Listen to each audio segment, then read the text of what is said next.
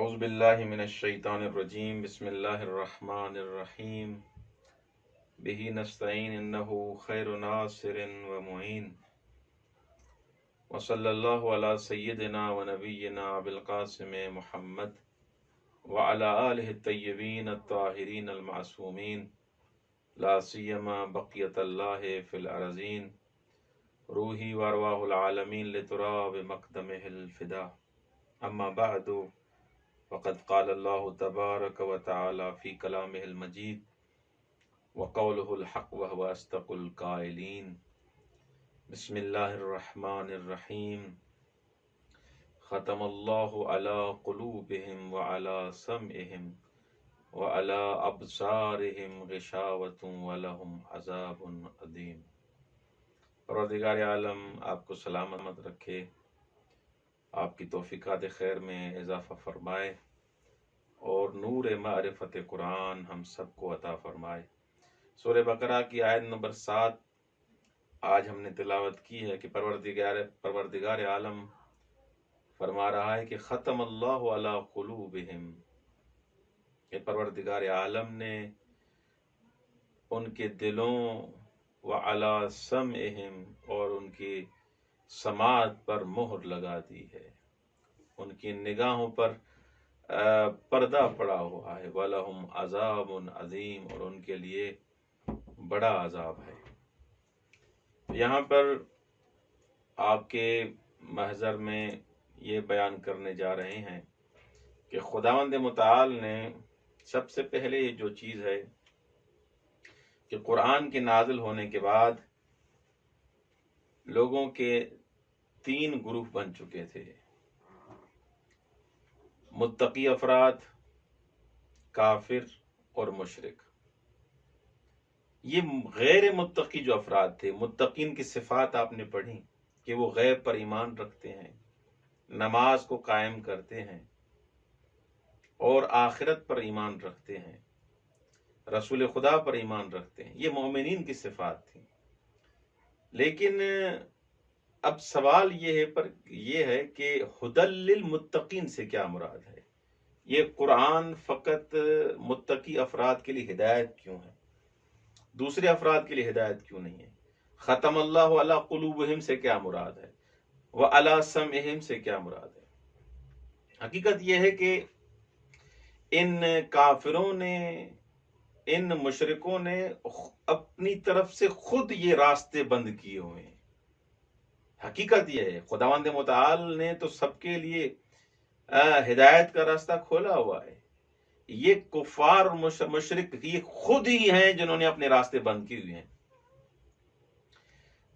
یہاں پر ایک سوال دوسرا بھی ہو سکتا ہے اسی کے ذیل میں کہ مشرک اور کافر یہ ہدایت کو کیوں نہیں قبول کرتے، یہ ایمان کیوں نہیں لاتے؟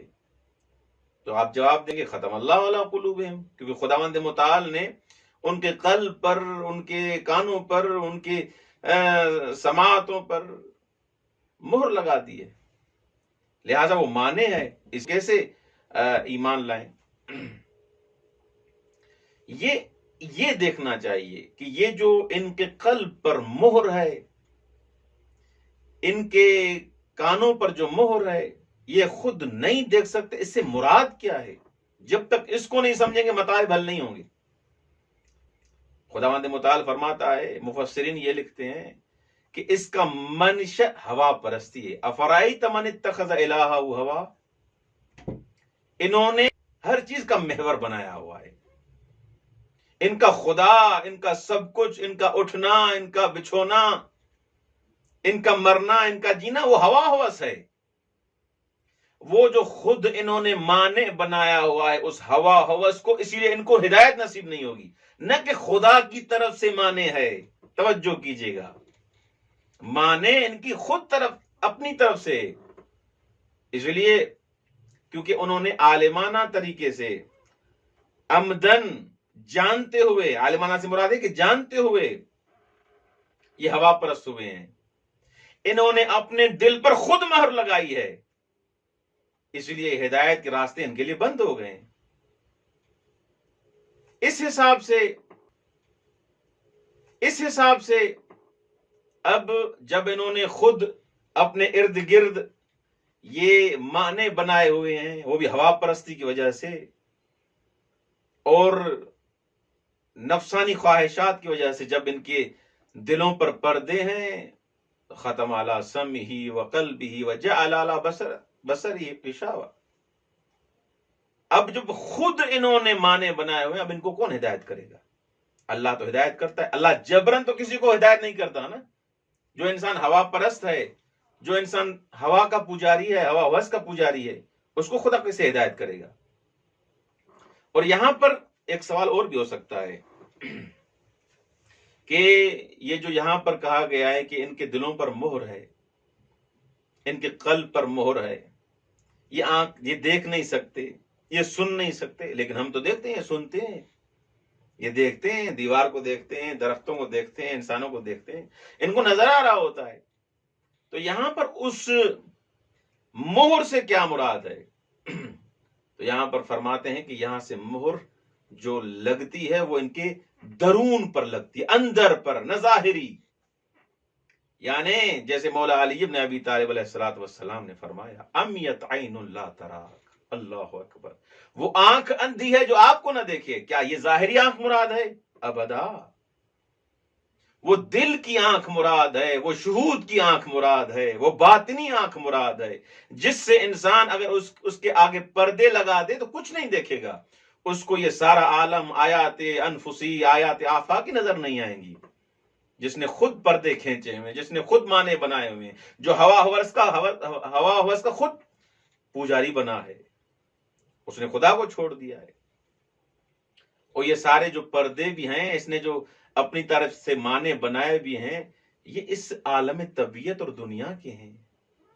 اصل عالم برزخ اور عالم قیامت میں یہ پردے ہے ہی نہیں. یہاں پر یہ چیزوں کو نہیں دیکھ رہا.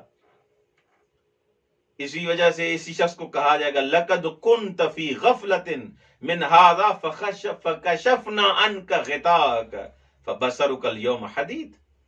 تم نے اپنی طرف سے پردے بنائے ہوئے تھے، معنی بنائے ہوئے تھے، اپنی طرف سے حجاب کریٹ کیے ہوئے تھے، اس غفلت میں تھے. اب جب یہ پردے ہم نے ہٹا دیے، یہ پردے چلے گئے، یہ حجاب ختم ہو گئے، اب تم ہر چیز نظر آ رہی ہے کہ حقیقت کیا ہے. تم حقیقت کے قریب نہیں جاتے تھے، تم حقیقت کا انکار کرتے تھے، جان بوجھ کر خدا کا انکار کرتے تھے، جانتے ہوئے بھی. اب تمہارے لیے یہ چیزیں آشکار ہو گئی ہیں. خداوند متعال کسی کو ابتداءً گمراہ نہیں کرتا. بچگی سے وہ گمراہ ہو، ایسا نہیں ہوگا کبھی بھی. ہر انسان مفطوراً اسلام کی فطرت پہ پیدا ہوتا ہے. اللہ اکبر. اضلال ابتدائی اصلاً نہ داریم. ہمارے ابتدائی گمراہی ہے ہی نہیں.